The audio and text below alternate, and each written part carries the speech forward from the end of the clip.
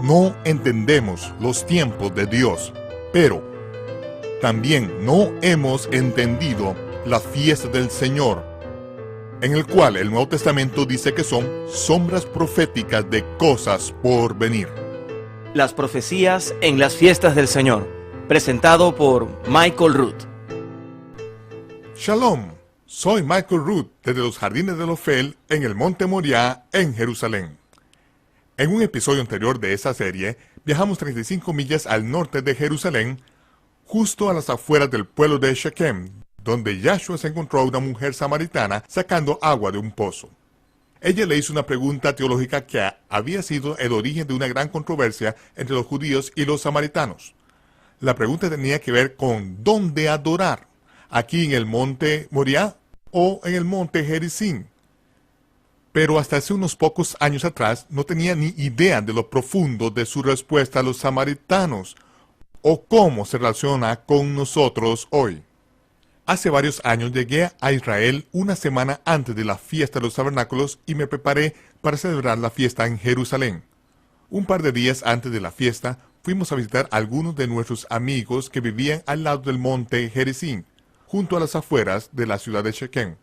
Cuando llegamos a la casa de Shomer Lavan, su esposa y sus hijos nos dieron la bienvenida. Pero Shomer y su anciano amigo Jonathan se habían marchado antes del amanecer esa mañana para recorrer las 35 millas hasta Jerusalén. Nos sentimos decepcionados por no haberles visto, y después de haber comido, nos preparamos para regresar a Jerusalén. Al despedirnos se acercó un auto a la casa y Shomer y Jonathan salieron del asiento de atrás. Después de haber viajado varias horas esa mañana, Jonathan se sintió desfallecer y no pudo continuar. Después de haber descansado bajo un olivo, se acercó a la carretera para ver si alguien les traía a casa. El primer auto que pausó les trajo hasta la puerta de su casa. Era un caballero samaritano rico que conducía un Mercedes-Benz nuevo. Después de haber escuchado su historia de querer estar en Jerusalén para la fiesta, el samaritano invitó a Shomer y a Jonathan que se uniesen a él a la mañana siguiente en el hogar del Cohen Gadol o sumo sacerdote de los samaritanos, para el primer día de Sukkot. Shomer preguntó si podía llevar a sus amigos de América con él. Puesto que el calendario samaritano se diferenciaba en un día del calendario bíblico, podríamos pasar el día con los samaritanos y aún estar en Jerusalén para celebrar la fiesta. Todos sentimos que nos esperaba una aventura espiritual en el monte Gerizim. A la mañana siguiente nos dieron la bienvenida en la casa del sumo sacerdote y nos sentamos bajo su suca, una amplia estructura bien decorada con cosas que colgaban del techo de su sala de estar. Mientras nos instruían acerca de la historia de los samaritanos, el hermano del sumo sacerdote sacó uno de los libros de la Torá, que estaba escrito en mano en antiguo paleo hebreo. Uno de mis amigos que me había acompañado en este viaje había estado aprendiendo a leer el antiguo texto hebreo y comenzó lentamente a descifrar los 10 mandamientos.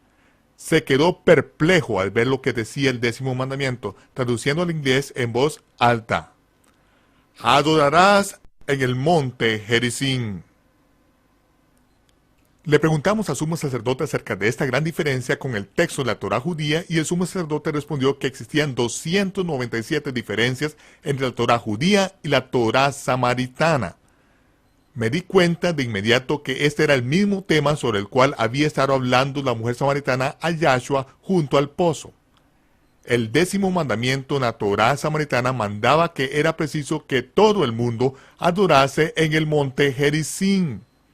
Sin embargo, el profeta David declaró por revelación que aquí, en el monte Moriah, era donde debía edificarse el templo, y aquí es donde las fiestas del Señor deben ensayarse. La mujer samaritana gentil pidió al profeta judío anónimo, junto al pozo, que aclarase la cuestión de una vez por todas. Yahshua respondió, «Vosotros los samaritanos no entendéis lo que adoráis. Nosotros sabemos a quién adoramos, porque la salvación es de los judíos». Los oráculos vivientes de Dios fueron confiados a los judíos, tal y como lo afirma Pablo en su epístola a los creyentes en Roma. Sin embargo, a los samaritanos les fue dada una versión de las Escrituras autorizada por el gobierno que borra muchos de los mandamientos de Dios y añade varias de las normas y los reglamentos ideados por los hombres.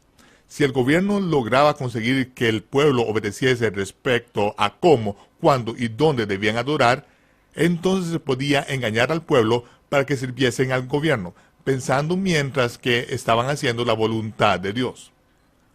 Cuando Yahshua se identificó a sí mismo como el Mesías ante la mujer samaritana, ella hizo que saliese todo el pueblo a verle.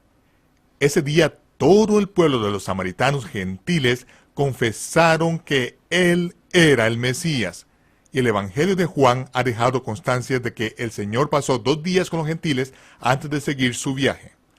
Ahora vamos a ver lo que sucedió 4 meses después, cuando Yahshua se detuvo en el mismo pueblo de camino a Jerusalén para la fiesta de Sukkot. Te invitamos a que te unas a nosotros en estudios de televisión del Esther Sommerall, donde esta presentación multimedia sobre las profecías de la fiesta del Señor fue grabada por el Club de la Profecía. Esto es Profecía Bíblica 201. Y ahora veremos el episodio número 20 de una serie de 26 partes sobre las profecías en la fiesta del Señor.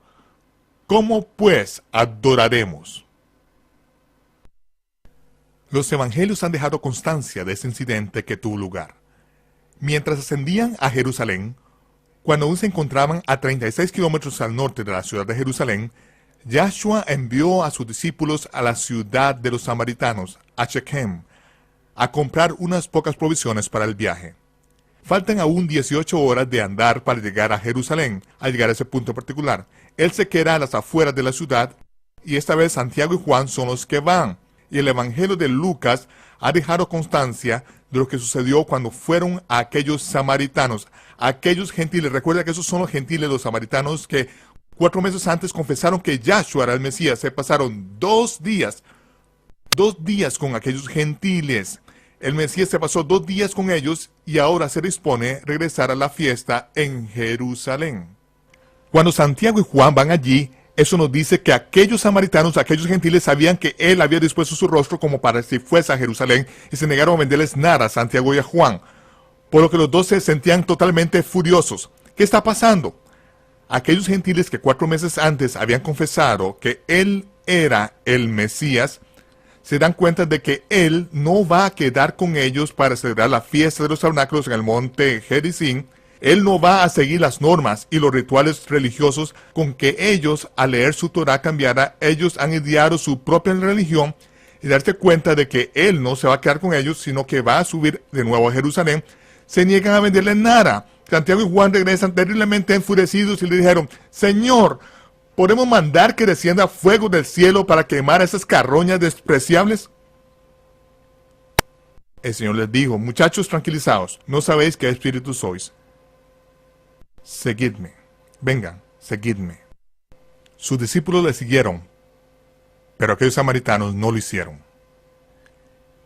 Estábamos sentados con los samaritanos en sus casas, preciosos hogares, tan diferentes a nada de lo que habíamos visto en cualquier otro lugar en la tierra de Israel, casas de ladrillo de 3-4 pisos, preciosas, y autos completamente nuevos. La prosperidad de estos samaritanos no es algo que se vea en ninguna otra parte de la tierra de Israel.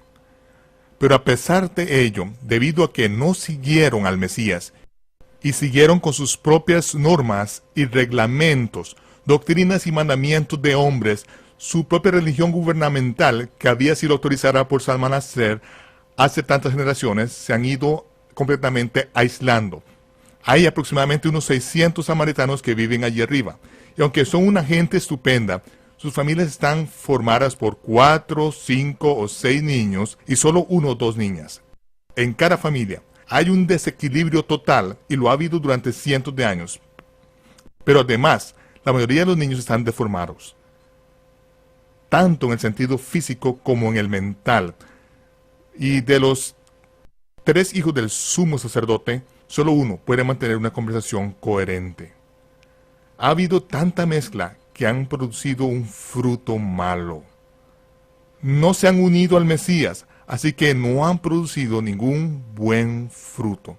O si son prósperos, son unas gentes prósperas, pero el fruto está torcido y deformado.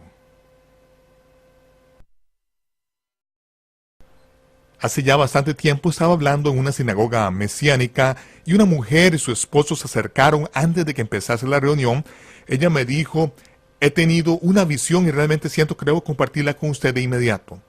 Yo le dije: está bien, por favor.